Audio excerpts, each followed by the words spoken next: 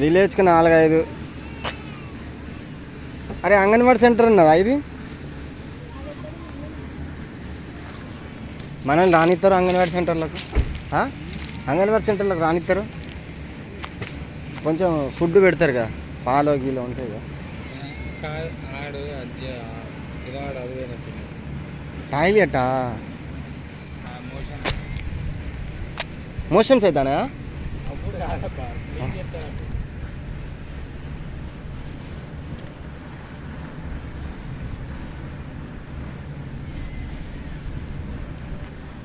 ఇది ఫుండరీ.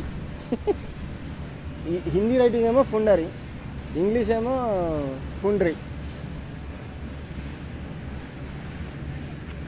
ఫుండ్రీ విలేజ్, ఛత్తీస్గఢ్, బీజాపూర్.